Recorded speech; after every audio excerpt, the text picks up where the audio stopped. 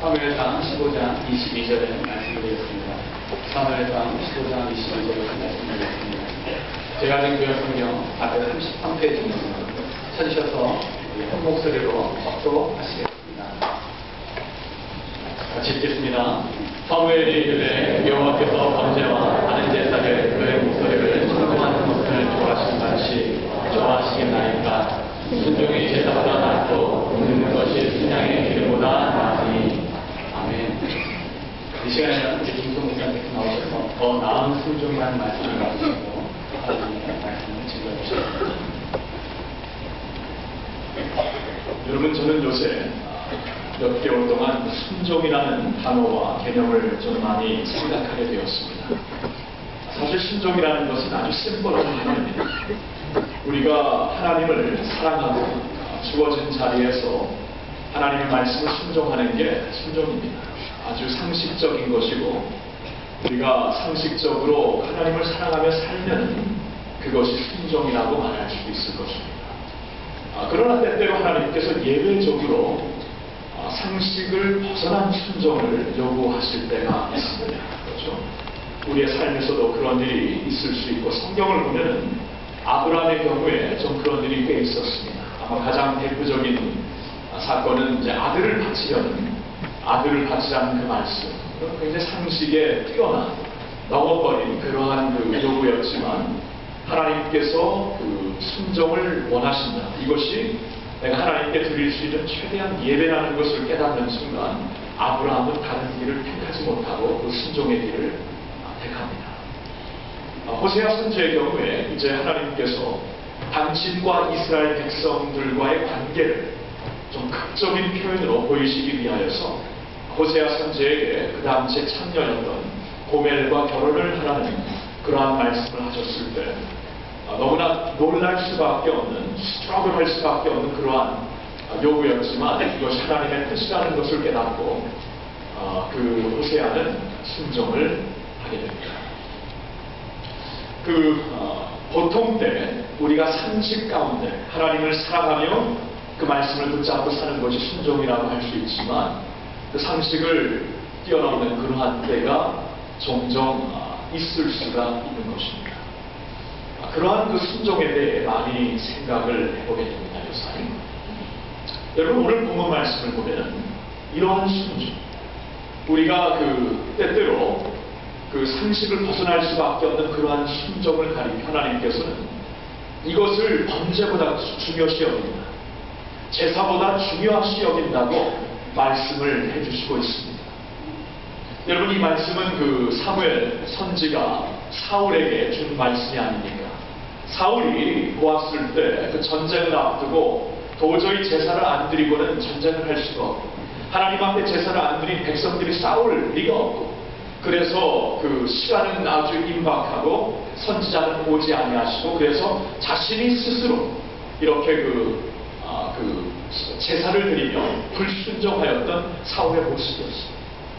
그리고 이 15장을 보면 특별히 또 아말렉 족속들을 하나님께서 이제 그 우상 숭배하는 모든 나라의 뿌리까지 하나님께서 다 제거하라고 하셨지만 다 제거하진 않죠. 거기에서 살찐 양들과 소를 남겨가지고 이것을 하나님께 드리고자 하는 그러한 그 변명을 나중에 얘기하지만 하나님께서 말씀하신 것은 좀 상식에 지나쳤다 할지라도 그 말씀하신 것을 그대로 순종하지 못한 사울에게 사무엘이 하나님의 음성으로 말씀을 전하는 겁니다. 너는 모르느냐, 하나님의 음성에 청종하는 것이 번제보다 나은 것이다. 하나님의 말씀에 순종하는 것이 제사보다 나은 것이다. 이걸 모르는 거예요. 근데 여러분, 제사라는 것이요, 번제라는 것이 구약 성경 컨텍스트에 보면 얼마나 중요하고 중요한 것이었습니다. 아벨이라는 사람은 하나님 앞에 제사 하나 바로 드려가지고 나중에 믿음의 선진이 됩니다. 모세가 바로 앞에 나아가서 이스라엘 백성들을 이제 내보내달라고 말을 하였을 때 뭐라고 합니까? 그 이유는 하나님의 백성들로 하여금 사막에 가서 하나님께 번제를, 제사를 드릴 수 있도록 그렇게 해야 됩니다. 그러니까 이스라엘 백성들의 정체성은 제사 드리는 것이었습니다. 그리고 구약 성경에 레위기 전체를 허락하시죠. 레위기 전체, 이 전체의 책은 다른 게 아닙니다. 레위기서를 통해 제사를 어떻게 드리는 것이고, 번제물은 무엇이고, 화목제물은 무엇이고, 죄사함의 제물은 무엇이고 구체적으로 알려주시면서 이 제사를 어떻게 드려야 되는가, 하나님께서 그 홀북 한 책을 다 사용하셔서 제사에 대한 구체적인 말씀을 주시고 있습니다. 그만큼 하나님께는 제사가, 번제가 중요하다는 것입니다. 근데 오늘 말씀을 보니까 그것보다 중요한 것, 그것보다 더 중요한 것, 하나님의 말씀을 전적으로 순종하는 것입니다. 부분적이 아니고 전적. 하나님의 말씀을 내 상식에 벗어났다고 해도 내가 그 상식과 타협하지 않고 그대로 다 순종하는 것이 하나님이 보실 때에 가장 번제보다 중요한 것이다 라고 말씀을 하십니다.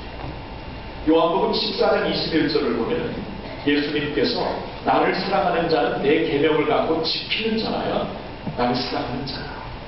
주님을 사랑하는 것을 한마디로 주님께서 정의해 주십니다. 내 계명을 갖고 순종하는 자. 순종이 다.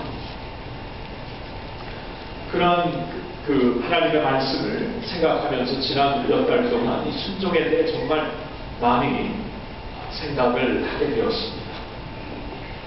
저희의 경우 한국에서 홀링을 받는다는 것은 정말 뜻밖의 일이었습니다. 우리에게 선택권이 있었다면 말할 것도 없이 거부했을 것입니다. 저 미국에서 자란 사람, 10살부터 미국에서 자라고 글쎄요, 한국인이고 한국을 사랑하지만 미국 문화와 훨씬 더 가까운 사람입니다. 저희 아내의 경우 17살부터 미국에서 자랐기 때문에 저희 아내 역시 미국 삶이 훨씬 더 익숙하고 편합니다. 우리 자녀들은 다 여기서 태어났기 때문에 두말할 것이 없습니다. 저는 미국에서 예수님을 영접했어요. 13살 때, 10살 때 이민 와서 13살 때 예수님을 영접했기 때문에 저의 신앙생활은 처음부터 이민교회에서 이루어진 것입니다. 이민교회에서 쭉 신앙생활하며 자랐고 대학교 때는 미국교회를 다녔고요. 대학 후에 이제 신학교를 다니면서는 계속 이민교회에서 전도사로, 목회자로 계속 사역하는 이민자들과 함께 하나님의 꿈을 갖고 교회를 섬겨온 것이 저입니다. 한국에서 콜링을 받았다는 것은 굉장히 뜻밖의 일이고, 다시 말씀드리는데 저에게 선택권이 있다면 거듭 거부하겠습니다. 특별히 지난 6년간 우리 교회에서 여러분들과 함께 정말 파워풀하게 이 그 킹덤 드림 사역을 펼칠 수 있었던 것은 저의 삶의 하이라이트였습니다. 정말 그 훈련으로 다듬어지고 준비된 하나님의 백성들이 얼마나 고귀하고 파워풀한가 직접 체험할 수 있었습니다. 6년간 정말 그 날개를 피고 하나님의 나라를 위하여 우리가 비상할 수 있었던 그러한 나날들이었습니다. 힘과 같습니다. 우리 교회를 참으로 사랑하고 참으로 여기서 행복합니다. 여러분, 제가 이렇게 그동안 힘들었지만 이렇게 흰머리도 많아졌는데 힘들었지만 그래도 제 인상을 보면 항상 좀 스마일링 한다 그러죠. 그게 여러분 그냥 되는 게 아니에요. 행복해서 그래요. 행복해서. 집에서 행복하고 교회에서 행복하기 때문에 정말 행복해요.